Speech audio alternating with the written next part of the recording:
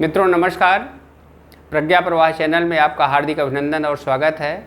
आज का प्रज्ञा प्रवाह चैनल से संबंधित जो वीडियो है यह आपके समीक्षा अधिकारी के सपनों को साकार करने से संबंधित है। हम सब सपना देखते हैं, सपने को साकार करने के लिए अपना ताना बाना बुनते हैं। इस संदर्भ में हरिवंश राय बच्चन की कविता सहज ही सामने आ जाती है, जिसमें वो कहते हैं, कौन कहता है कि सपनों को न आने दे हृदय में, देखते हैं सब उन्हें अपनी उम्र अपने समय में, किंतु स्वप्न पर मुग्ध ना हो सत्य का अनुसंधान कर ले, पूर्व चलने के बटोही बाट की पहचान कर ले। तो समीक्षाधिकारी से संबंधित जो सपना है इस पर हम चलने जा रहे हैं, लेकिन इसके चलने के पूर्व जो इसके बाट हैं, जो इसके रास्ते हैं, आइए हम उनकी पहचान करते हैं। आज का जो हमारा यह वीडियो है यह समीक्षा अधिकारी में सामान्य हिंदी और निबंध के प्रश्न पत्र से संबंधित है। इसमें एक तथ्य यह भी सामने रखना है कि जो सामान्य हिंदी का प्रारंभिक परीक्षा का पाठ्यक्रम है और जो मुख्य परीक्षा का पाठ्यक्रम है वह लगभग बराबर है, केवल एक खंड को पर्यायवाची को छोड़कर।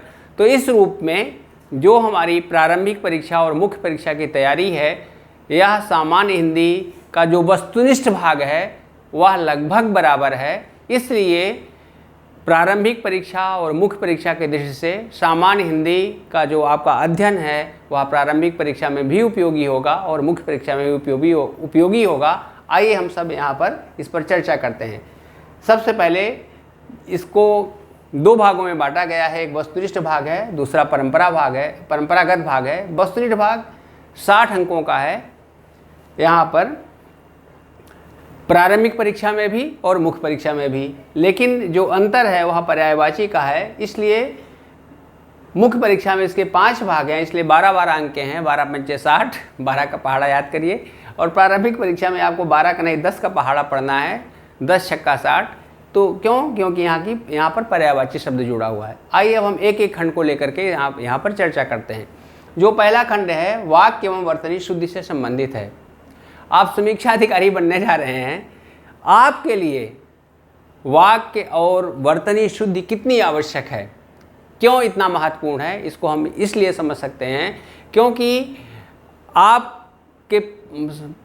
आपके पास जो समीक्षा करने से संबंधित पत्र आएंगे, प्रपत्र आएंगे, वह आपको देखना है। समीक्षा का मतलब ये होता है सम्यक ईक्षण, भली भांति परीक्षण करना, भली भांति देखना, भली भांति समझना। तो इस रूप में आप समझ सकते हैं कि किस प्रकार से इसकी उपयोगिता है। तो वाक्य रचना सही होनी चाहिए, इसलिए सही होनी चाहिए क्योंकि जो पत्र निर्गत होते हैं, आप सचिवालय में हैं या लोक सेवा आयोग में हैं, वहाँ पर जब आप समीक्षा अधिकारी के रूप में बैठते हैं तो जो पत्र, जिन पत्रों का आप ईक्षण, परीक्षण, निरीक्षण करते हैं, यह पत्र वस्तुतः शासन के जो उच्च पदस्थ अधिकारी होते हैं उनके द्वारा, उनके आदेश से, उनके हस्ताक्षर से निर्गत होते हैं। और अगर इसमें अशुद्धियाँ पाई गई, इसमें कमियाँ पाई गई, तो इस प्रकार का लांछन न केवल आप पर लगता है बल्कि जो आपके उच्च पदस्थ अधिकारी हैं उन पर भी लगता है। और इस प्रकार की बातें निर्गत होती हैं कि देखिए इतने बड़े IAS ऑफिसर्स हैं, इतने बड़े PSS ऑफिसर्स हैं और इस प्रकार की अशुद्धियाँ करते हैं। तो इस प्रकार से वाक्य एवं वर्तनी शुद्धि इस कारण से यहाँ पर रखी गई है। इसके मनोविज्ञान को, इसके उद्देश्य को समझने की कोशिश करिए। अब हमको इसको पढ़ना कैसे है, इसको कहाँ से तैयार करना है, इसको किस रूप में देखना है। तो आप ये समझिए कि जीवन का परिष्करण, जीवन की शुद्धि एक दिन में नहीं होती है। ठीक इसी प्रकार से जो वाक्य शुद्धि है, वर्तनी शुद्धि है, यह भी एक दिन में संभव नहीं है। इसके लिए आपको सतत जागरूक रहना है। एक तो यह हो गया सतत जागरूकता, और दूसरा कि इससे संबंधित प्रश्न प्रायः आते हैं, जिन जिन परीक्षाओं में आते हैं, न केवल यहाँ पर बल्कि हमने पहले ही कहा कि हर स्तर पर वाक्य शुद्धि और वर्तनी शुद्धि की आवश्यकता पड़ती है।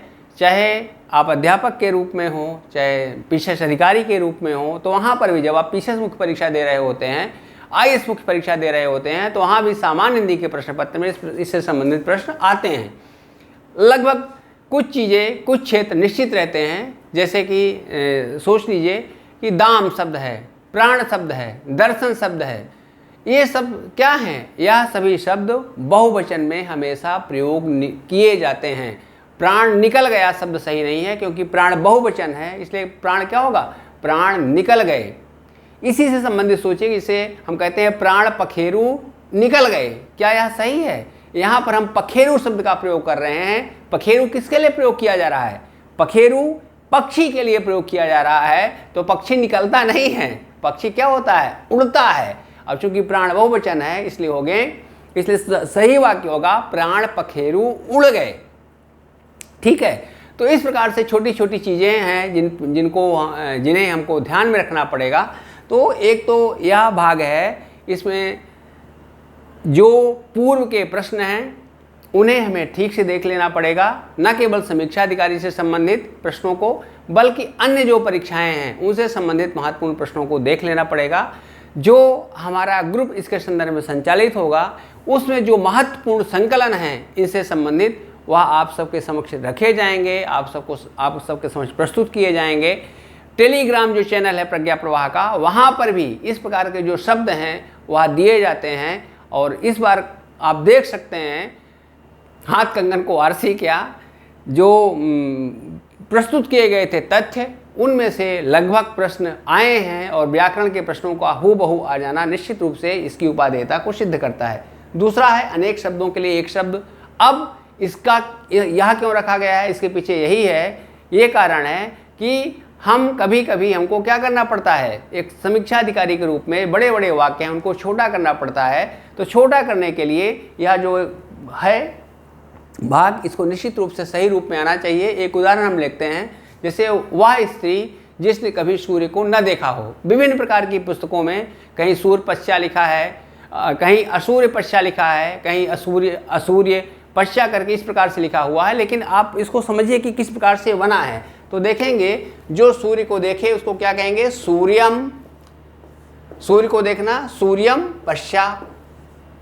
ठीक है, जो सूर्य को देखती है उसको क्या कहेंगे? सूर्यम पश्चा। जो सूर्य को न देखे तो क्या हो जाएगा? असूर्यम। और यहाँ पर ये है तो इस प्रकार से या तो यहाँ पर बिंदु लगा रहेगा और नहीं लगा रहता है, माँ है तो क्या हो जाएगा? असूर्यम पश्चा। इस प्रकार से हमें ध्यान देना पड़ेगा कि कौन सा सही विकल्प हो सकता है। फिर उसका बाद तीसरा खंड है तत्सम एवं तद्भव। तत्सम का मतलब होता है उसके बराबर। किसके बराबर? जो मूल शब्द हैं। आप जानते हैं कि जैसे हिंदी है जिसका हम ज्ञान करने जा रहे हैं, हिंदी कहाँ से निकली है? संस्कृत से। तो जो शब्द संस्कृत के बराबर हैं उनको तत्सम कहते हैं। इस प्रकार से इंग्लिश में भी आप देख सकते हैं, लैटिन, इंग्लिश कहाँ से आई है? लैटिन से आई है। तो जो उसके हूबहू हैं तो उसको कहेंगे तत्सम। और उसके बाद उससे जो बना हुआ शब्द होता है उसको हम क्या कहते हैं? तद्भव कहते हैं। ठीक है, अभी कुछ दिन पहले हमने प्रज्ञा प्रवाह में, और प्रज्ञा प्रवाह जो टेलीग्राम चैनल है वहाँ पर हमने पोस्ट किया था, दतुवन शब्द किसी ने पूछा था कि सही शब्द क्या है? दातुन है, वो उसमें पूछा गया था। आप लोग देख सकते हैं प्रमाण के लिए, दातुन। ठीक है, ये सही शब्द है। प्राइमरी की जो उत्तर प्रदेश की पुस्तिका है उसमें लिखा भी है, लेकिन ये शब्द आया कहाँ से है? ये शब्द आया है, अगर इसका तत्सम पूछा जाए तो क्या होगा? दंत धावन। दंत धावन से दातुन शब्द आया है। तो इस प्रकार से हमें मूल शब्द तक जाना पड़ेगा। जैसे अदरक है, अदरक का क्या होता है? आद्रक होता है। तो इस प्रकार से इनको हमको देखना पड़ेगा। यहाँ पर भी वही रणनीति है, जो पूर्व के प्रश्न हैं उनको ठीक से देखना पड़ेगा। और आप सबके समक्ष जितने भी महत्वपूर्ण प्रश्न हैं उनका अभ्यास कराया जाएगा। और निश्चित रूप से अगर आप सही से अभ्यास कर लेते हैं तो यह आपके लिए कठिन नहीं होगा। फिर तीसरा है विशेष्य और विशेषण। आप सभी परीक्षा में इसलिए सम्मिलित होने जा रहे हैं कि आपके साथ एक विशेषण लग जाए, समीक्षा अधिकारी। आप लोग सिलेक्ट हो जाते हैं, तमाम लिखा रहता है डिप्टी कलेक्टर फला, IAS फला। तो ठीक है, वहाँ पर नाम के साथ IAS पद नाम है। IAS क्या है? एक प्रकार से विशेषण है। तो हम सब विशेषण के लिए परेशान रहते हैं। और या जो यहाँ पर हैं, यहाँ पर जैसे हमारे साथ प्रज्ञा प्रवाह चैनल के संस्थापक, तो ये क्या है? यह विशेषण हो गया। तो इस रूप में विशेष्य वह होता है जो विशेषता के योग्य हो। जिसकी विशेषता बताई जाए वह विशेष्य होगा, और जिसके द्वारा विशेषता बताई जाती है वह क्या होता है? विशेषण होता है। जैसे महात्मा गांधी। ठीक है, तो गांधी का विशेषण क्या है? महात्मा है। इसी प्रकार से कोई धूर्त व्यक्ति होगा तो उसके साथ क्या विशेषण लगेगा? दुरात्मा। तो यह मत समझिएगा कि जो विशेषण होता है वह हमेशा सही और सकारात्मक बातें ही कहता है, इसमें नकारात्मक विशेषण भी हो सकते हैं। सज्जन व्यक्ति, दुर्जन व्यक्ति, तो दोनों विशेषण हैं। किसके विशेषण हैं? व्यक्ति के। ठीक है, तो इससे संबंधित प्रश्न आते हैं।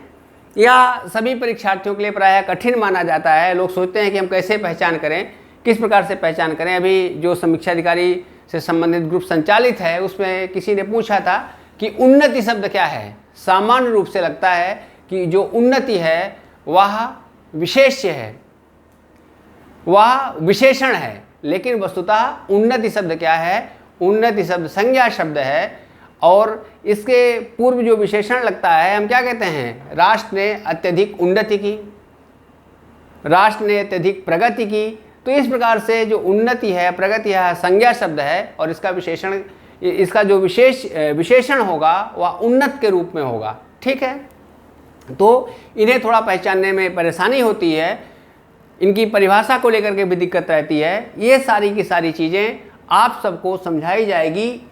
यह समझ लीजिए कि विशेषण जैसे ही लगा वैसे ही जिसके पीछे लगता है या जिसके आगे लगता है, कभी कभी आगे भी प्रयुक्त होता है, वो उसके संसार को सीमित कर देता है। इसलिए विशेषण वह है जो किसी भी संज्ञा को, किसी भी वस्तु को क्या करता है? मर्यादित कर देता है, सीमित कर देता है, परिमित कर देता है। जैसे सामान्य सा उदाहरण ले लीजिए कि काला घोड़ा। जब हमने घोड़ा कहा तो इसमें ढेर सारे सभी प्रकार के घोड़े शामिल हैं। सफ़ेद भी घोड़ा है, भूरा घोड़ा भी है, लाल घोड़ा भी है, गुलाबी घोड़ा भी है, लेकिन हमने जैसे काला कहा तो इसका मतलब यह हो गया कि वह घोड़ा केवल काले तक सीमित हो गया। और इस रूप में विशेषण वह होते हैं जो परिमित कर देते हैं, सीमित कर देते हैं। ठीक है, उसके बाद विलोम। विलोम का मतलब ही है उल्टा। ठीक है, लिए हमको हमेशा ध्यान रखना पड़ेगा कि विलोम शब्द बिल्कुल सटीक होना चाहिए। जैसे एक शब्द जो यहाँ पर समीक्षा अधिकारी में बिल्कुल आयोग ने पकड़ा हुआ है, बार बार उसे संबंधित पूछा जाता है, विलोमयुग्म दे देगा, पहचानिए, और उसमें दे देता है आकीर्ण विकीर्ण। अधिकांश पुस्तकों में आप देखेंगे, जितनी भी पुस्तकें हैं, जितने भी हल हैं, सभी में आकीर्ण और विकीर्ण इन दोनों को विलोम का युग्म माना गया है। लेकिन मित्रों, यह विलोम नहीं है बल्कि एक तरह से मित्र हैं। यह आप ये दोनों शब्द परस्पर शत्रु नहीं हैं बल्कि मित्र हैं। आकीर्ण शब्द कैसे बनाया गया? आप देखिए, कीर्ण लगा है। कीर्ण माने क्या होता है? बिखरा हुआ होना। ठीक है, इसी से कंटकाकीर्ण लोग कहते हैं, कंटक से भरा हुआ।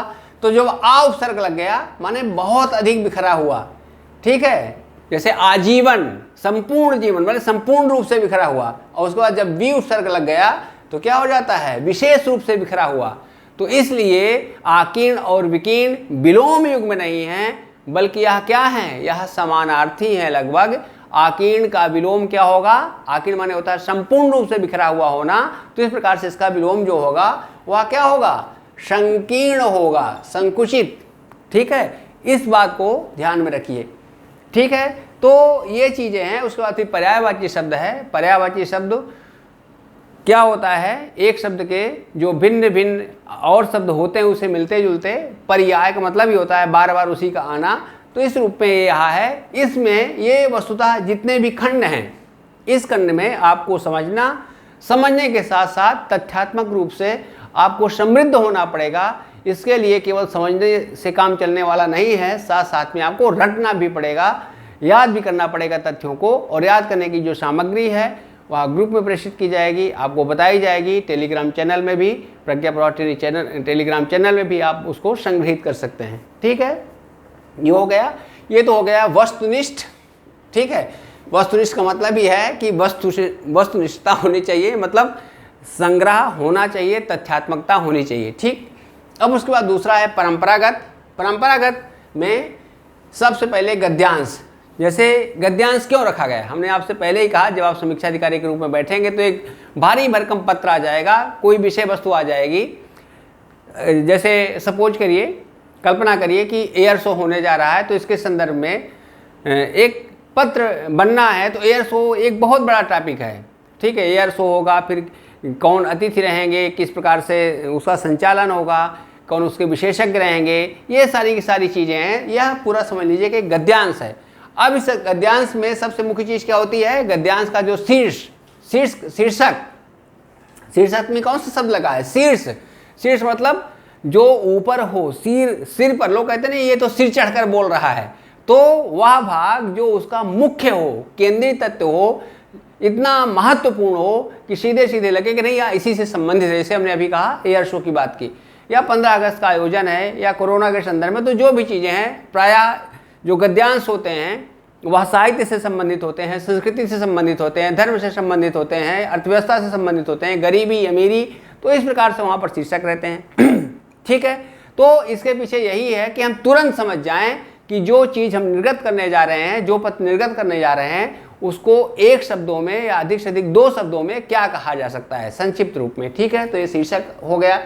फिर दूसरा सारांश। सारांश का मतलब क्या है, क्यों रखा गया है, इसके पीछे वही है। शीर्षक से थोड़ा हम और आगे बढ़ जाते हैं, जो मुख्य तथ्य हैं, जो मुख्य प्रतिपाद्य हैं, सार अंश।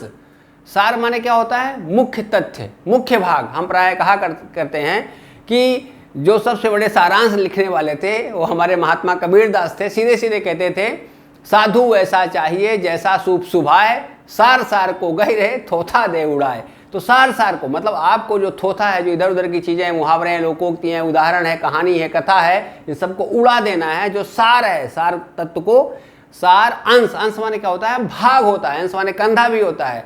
तो सार तत्व को आपको पकड़ लेना है, उसको संक्षेप में लिख देना है। इसके लिए जैसे संक्षेपण के लिए बिल्कुल मानक है कि 1/3 होना चाहिए, सारांश के संदर्भ में इस प्रकार की मानक नहीं है। 1/5 से 1/10 तक हो सकता है, या इस पर निर्भर करता है कि किस प्रकार का गद्यांश है और आपको उसको किस में लिखना है। लेकिन इसके बारे में निश्चित रहे कि उससे बड़ा नहीं होना चाहिए ना, 1/3 से कम ही होना चाहिए, मतलब 1/5 तक होना चाहिए। इस तथ्य को आपको ध्यान में रखना है। उसके बाद फिर क्या है, व्याख्या। अब कभी कभी कोई पंक्ति इस प्रकार से रहती है जिसको आपको समझाना पड़ेगा, उच्च अधिकारियों को समझाना है, तो समझा कैसे पाएंगे, जब आपको उसका सटीक अर्थ पता हो। फिर भी न समझ में आ रहा हो तो उसे मिलते जुलते चीज़ों को रखिए, तुलना करिए, भिन्नता दिखाइए, साम्यता दिखाइए, वैषम्य दिखाइए, साम्य दिखाइए, वैषम्य दिखाइए, विरोध दिखाइए, मित्रता दिखाइए, और उससे मिलती जुलती कोई दोहा है, चौपाई। जैसे अभी आप समझिए कि मैं सारांश को पढ़ा रहा था और जैसे मैंने कबीरदास का दोहा आपके समक्ष रखा कि सार सार को गहरे थोथा दे उड़ाए, ये चीज़ आपके समक्ष में, एक चीज़ आपके मस्तिष्क में, आपके मानस पटल में बैठ गई। तो इस प्रकार से इसका प्रयोजन यही है। फिर तीसरा है सारणीयन। सारणीयन भी वस्तुतः एक तरह से समझिए कि सारांश ही है। जो पत्र है उसको, पत्र कहाँ से आया, कहाँ जा रहा है, मतलब प्रेषक कौन है, प्रेषित कौन है, मुख्य विषय कौन है, कब किस तारीख को आया, किस तारीख को निर्गत हुआ, किस स्थान को जा रहा है, और मुख्य प्रतिपाद्य क्या है, यह भी वस्तुतः समीक्षा अधिकारी के लिए इसलिए आवश्यक है क्योंकि इसके सारांश को, जो पत्र है उसके सारांश को हम अपने उच्चाधिकारियों को उनके समक्ष प्रस्तुत कर सकते हैं, आवश्यकता पड़ने पर बता सकते हैं, उच्चाधिकारी मंत्री महोदय को बता सकते हैं। इस प्रकार से इसका उद्देश्य ये है, और बाकायदा एक व्यवस्थित रूप में होता है, सारणी के रूप में होता है, जैसे हमने सारणी बनाने की कोशिश की है, वस्तुनिष्ठ परंपरागत इसी प्रकार से। तीसरा है फिर पत्राचार। ये समीक्षाधिकारी का सबसे महत्वपूर्ण भाग होता है, और जितनी भी चीज़ें तो इसके साथ लगी रहेंगी, लेकिन समीक्षाधिकारी के रूप में जो पत्राचार का भाग है सर्वाधिक महत्वपूर्ण भाग है। चाहे वो सचिवालय में आपकी सेवा हो, चाहे उत्तर प्रदेश लोक सेवा आयोग में आपकी सेवा हो, पत्रों का आदान प्रदान, पत्रों का आगमन निर्गमन, यह निरंतर चलता रहता है, और इस रूप में यह सबसे महत्वपूर्ण भाग है। और इसकी एक सुनिश्चित रूपरेखा होती है, सुनिश्चित शैली होती है, सुनिश्चित भाषा शैली होती है, एक रूप होता है। यह समझिए कि ये बिल्कुल एक गणितीय पद्धति है पत्र लेखन की। मतलब इस भाग में अगर कहें कि समीक्षा अधिकारी के पाठ्यक्रम में जो गणित है, वह गणित क्या है, वह पत्राचार है। क्योंकि इसमें अगर आपने उल्लंघन किया निर्देशों का, मानकों का, तो निश्चित रूप से आपके अंक कट जाएंगे। सपोज करिए कि इस पत्र, जैसे आप भौदी लिखते हैं लास्ट अंत में, तो भवदी लिखने के पश्चात अगर आपने यहाँ पर कामा नहीं लगाया तो निश्चित रूप से इसका आपका आधा अंक काट दिया जाएगा। महोदय लिखते हैं, महोदय लिखने के बाद अगर कामा नहीं लगाया यहाँ पर तो आपके अंक काट दिए जाएंगे। तो इस प्रकार से यह सबसे महत्वपूर्ण तथ्य है जिसको आपको ध्यान में रखना पड़ेगा। फिर तीसरा है पारिभाषिक शब्द हैं। पारिभाषिक शब्द में अंग्रेजी से हिंदी, हिंदी से अंग्रेजी, ये दोनों भाग हैं। इसमें कोई भी अध्यापक अगर कहे कि हम कुछ कर सकते हैं तो वह निश्चित रूप से आपको मूर्ख बना रहा है। इसमें सब कुछ आपको ही करना है। अध्यापक का काम यह हो सकता है कि आपके समक्ष तथ्यों को रख दे और कह दे कि भाई साहब, बहन जी, आप इसको याद कर लीजिए, आपको इसको याद करना पड़ेगा, बारंबार दोहराना पड़ेगा, ठीक है। और साथ में जो प्रशासन से संबंधित शब्दावलियाँ हैं आप प्रतिदिन उनको बोलते रहते हैं। आप खुद सोचिए कि हिंदी है तो जैसे सपोज करें अर्थशास्त्री पत्र है, यह अर्थशास्त्री पत्र आपके पाठ्यक्रम में है, इसका सोचिए कि क्या होगा, डेमी ऑफिशियल लेटर होता है। तो इस प्रकार से जो आप रोज़मर्रा के जीवन में प्रयोग कर रहे हैं, डेली लाइफ में यूज कर रहे हैं, इनको एक दूसरे से ट्रांसलेट करिए, अंग्रेजी को हिंदी में करिए, हिंदी को अंग्रेजी में करिए। तो इस प्रकार से आपके लिए रास्ता सुगम हो जाएगा, सरल हो जाएगा, इजी गोइंग हो जाएगा। उसके बाद फिर इसी में है मुहावरे और लोकोक्ति, यह 10 अंक का है। इनमें आपको सटीक अर्थ लिखना पड़ेगा, जो उनका जो प्रयोग है, वस्तुतः प्रयोग क्या होता है, प्रयोग आपके व्यक्तित्व को बताता है। मुहावरे और लोकोक्त के रूप में वहाँ पर जो आपका जीवन दर्शन है, जो आपका एटीट्यूड है, जो आपकी सोच है, वह उत्तर पुस्तिका में अंकित होती है। इसलिए इसमें जो भी आप प्रयोग करें वह सांस्कृतिक संदर्भों से युक्त रहे, राजनीतिक संदर्भों से युक्त रहे, समसामयिक संदर्भों से युक्त रहे, ठीक है। तो इस रूप में आप वहाँ पर जैसे सपोज करिए घी के दीपक जलाना, यह मुहावरा है, घी के दीपक जलाने का प्रयोग कर सकते हैं। जब भारत ने विश्व कप जीता तो भारतवासियों ने घी के दीपक जलाए, या अभी एशियन गेम में भारतीयों के प्रदर्शन को देख करके हर भारतवासी अपने घर में घी के खुशी, एशियन गेम भारत के प्रदर्शन को देखते हुए भारतवासी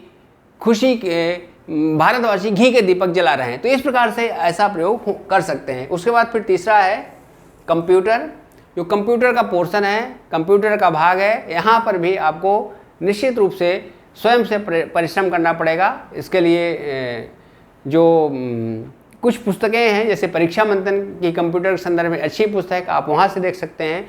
लुसेंट की भी कंप्यूटर के संदर्भ में पुस्तक आती है, उसको देख सकते हैं। और साथ में जो पूर्व परीक्षाएं हैं उनमें कंप्यूटर से संबंधित जो प्रश्न आए हैं उनको देख सकते हैं। तो इस प्रकार से यह जो आपका सामान्य हिंदी का पाठ्यक्रम है यह आपके समक्ष रखा गया, और इसमें निश्चित रूप से आप अधिकतम अंक प्राप्त कर सकते हैं। स्वयं मैं जब समीक्षा अधिकारी का कभी प्रश्न पत्र दिया करता था, इसको बिल्कुल यह अतिशयोक्ति मत समझिएगा कि 60 में 60 अंक प्राप्त हुए थे। हालांकि वह संयोग भी हो सकता है, ये आवश्यक नहीं कि हर बार 60 मिले, लेकिन 57, 58, 55, मतलब 55 से अगर आप नीचे जा रहे हैं तो फिर यह आपके लिए जो मतलब आप एवरेज की श्रेणी में चले जाएंगे।